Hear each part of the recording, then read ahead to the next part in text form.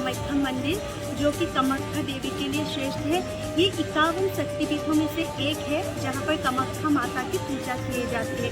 ये देखिए कामाख्या मंदिर, ये नीलाचल पहाड़ में है और यहाँ पर डेली बहुत सारे भक्त आते हैं माता की पूजा करने के लिए। आज इस वीडियो पर मैं आप लोगों को कामाख्या मंदिर से जुड़े कुछ ऐसे रहस्य बताने जा रही हूँ जो आप लोगों ने कभी ना सुनी हो। तो देर ना करते हुए वीडियो को स्टार्ट करते हैं।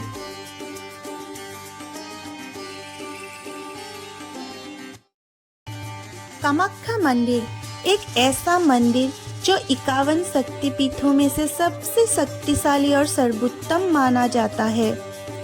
पौराणिक कथा के अनुसार जब देवी सती अपने योग शक्ति से अपना देह त्याग कर दी तो भगवान शिव उनको लेकर घूमने लगे और उसके बाद भगवान विष्णु अपनी चक्र से उनका देह काटते गए और नीलाचल पहाड़ पर भगवती सती का योनि यानी कि गर्भ गिर गई और उस योनि से एक देवी का रूप धारण किया, जिसे देवी कामाख्या कहा जाता है। कामाख्या मंदिर एक ऐसा मंदिर जहाँ पर माता की कोई मूर्ति नहीं है, यानी कि माता की किसी भी मूर्ति की पूजा नहीं होती। यहाँ पर माता की गर्भगृह है जो एक योनि की आकार से एक बहुत बड़ा सा शिलाखंड है और माना जाता है कि ये माता सती की योनि है और यहाँ से ही पूरी सृष्टि की रचना हुई है। और इस योनि आकृति की शिलाखंड से हमेशा निरंतर एक पानी का स्रोत बहता रहता है। ऐसा माना जाता है कि माता सती के योनि गिरने के कारण यहाँ पर हर साल माता को पीरियड्स आते हैं और उस 3 दिन को बड़े धूमधाम से सेलिब्रेट करते हैं जून महीने में, और उसी अनुष्ठान को अम्बुबाची मेला नाम से सेलिब्रेट किया जाता है। और इसी अम्बुबाची मेला में दुनिया भर से हजारों लोग अपना सिद्धि प्राप्त करने के लिए कामाख्या माता के दरबार पर आते हैं। यह दुनिया का एक लौता शक्तिपीठ है जहां पर माता का पीरियड्स को बड़े धूमधाम से सेलिब्रेट किया जाता है।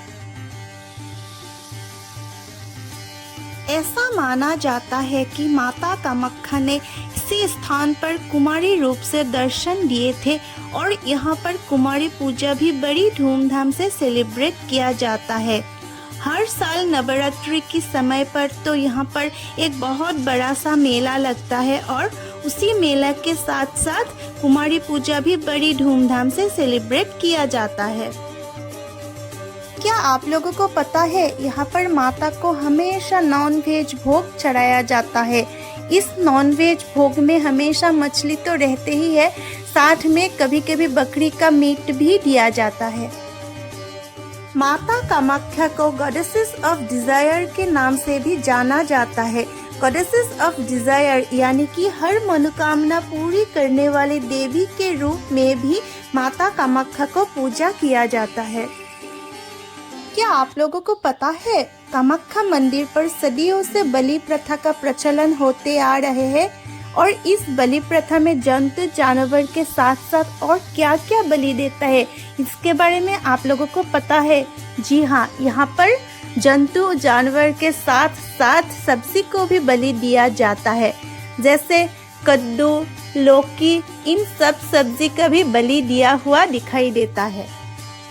माता के पीरियड्स आने के उन 3 दिनों में मंदिर का जो मुख्य द्वार रहता है वह बंद रहता है और ऐसा भी माना जाता है कि उन 3 दिनों में माता की योनि से रक्त प्रवाहित होता है।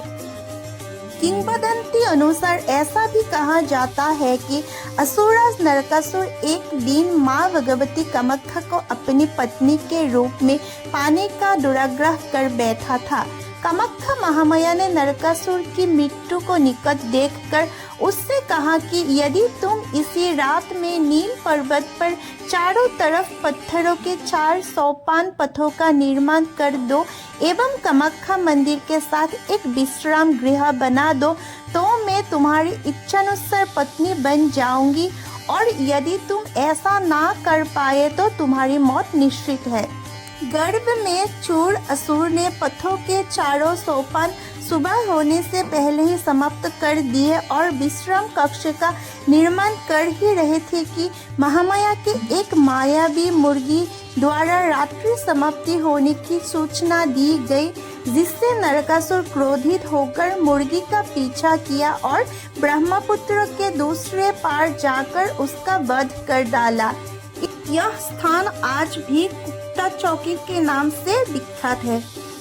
बाद में माँ भगवती की माया से भगवान विष्णु ने नरकासुर असुर का वध किया और उसके मृत्यु के बाद उनका पुत्र भगदत्त कामरूप का राजा बना। नरकासुर के द्वारा बनाया हुआ उस अधूरे रास्ते को आज भी मेखेला उजुआ पथ नाम से जाना जाता है।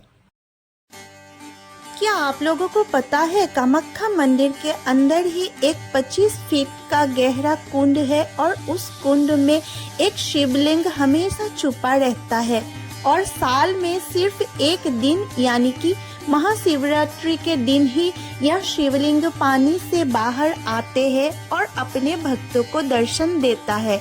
यह शिवलिंग साल में अधिक समय पानी के अंदर रहने के कारण महादेव की इस रूप को प्राणकेश्वर रूप भी कहा जाता है।